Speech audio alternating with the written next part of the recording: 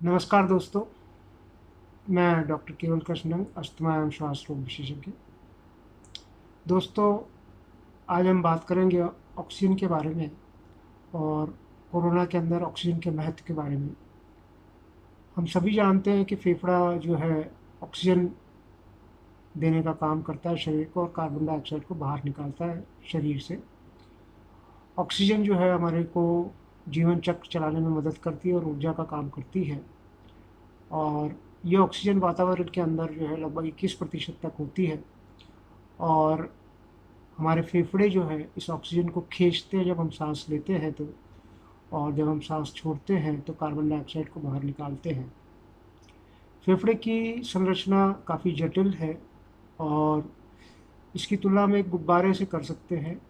और गुब्बारे भी ऐसे कि कुछ बहुत छोटे छोटे छोटे लाखों की संख्या में गुब्बारे होते हैं फेफड़े के अंदर, जो फूलते हैं और पिचकते हैं।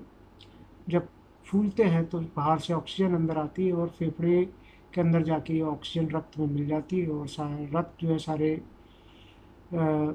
सारे जो रक्त है ऑक्सीजन रक्त जो है वो दिल तक जाता है और दिल सारे रक्त को जो है पूरे शरीर को सप्लाई करता है, जिससे हमारा जीवन चलता है। और जो हमारा शरीर ऑक्सीजन को इस्तेमाल करता है तो कार्बन डाइऑक्साइड उत्पन्न होती है और ये सारा रक्त के द्वारा दिल तक आता है कार्बन डाइऑक्साइड। और ये कार्बन डाइऑक्साइड जो दिल में आने के बाद में फेफड़ों में जाता है और ये कार्बन डाइऑक्साइड जब फेफड़ा पिचकता है तब कार्बन डाइऑक्साइड शरीर से निकल जाती है। इस तरह से हमारा फेफड़े का कार्य संपूर्ण होता है।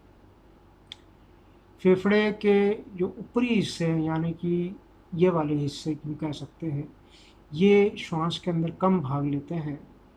हमारे जो निचले हिस्से हैं, छाती के निचले हिस्से, जैसे कि इस तरह के हिस्से और पीछे की तरफ के हिस्से, ये हमारे लिए श्वास में बहुत महत्वपूर्ण इनका इनकी मदद मिलती है। और ऑक्सीजन सबसे ज़्यादा यहीं से अब्जॉर्ब होकर के, यहीं से रक्त के द्वारा मिल कर के फेफड़ों में रक्त में जाती है और दिल तक जाती है।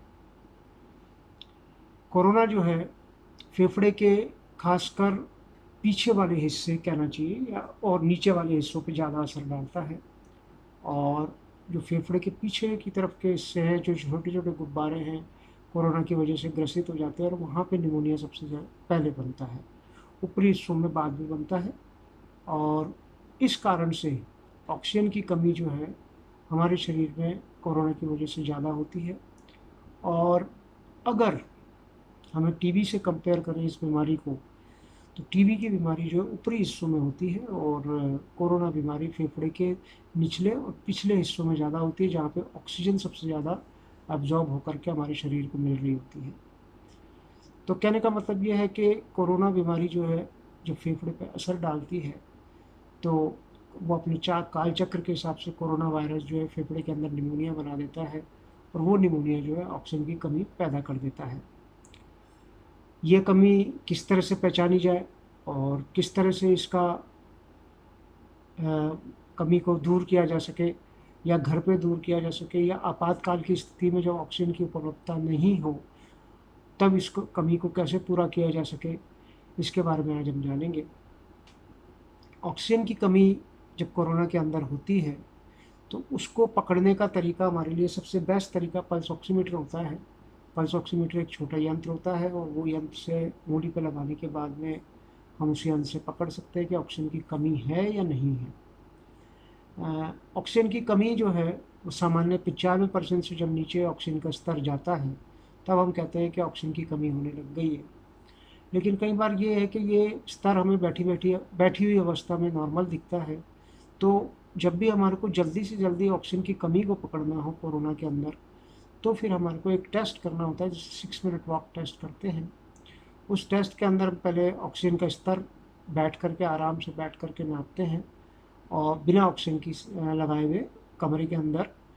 और उस ऑक्सीजन के स्तर को नापने के बाद जो है हम 6 मिनट तक पैदल चलते हैं और अगर वो स्तर 6 मिनट चलने के बाद में स्तर आपका ऑक्सीजन का लेवल घट गया है तो इसका मतलब आप में ऑक्सीजन की कमी 95% से घटने लग गया है, तो इसका मतलब आप में ऑक्सीजन की कमी की शुरुआत होने लग गई है।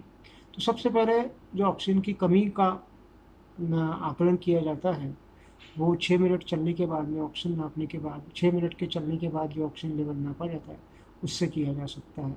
सीटी स्कैन या कोई अन्य टेस्ट इस आकलन को जल्दी से जल्दी नहीं बता सकता। सिर्फ और सिर्फ पल्स ऑक्सीमीटर के अलावा, या फिर यूँ कहना चाहिए 6 मिनट चलने के बाद जो पल्स ऑक्सीजन पे ऑक्सीजन लेवल को नापा जाएगा वही ये बता सकता है कि ऑक्सीजन की कमी हुई है या नहीं हुई है।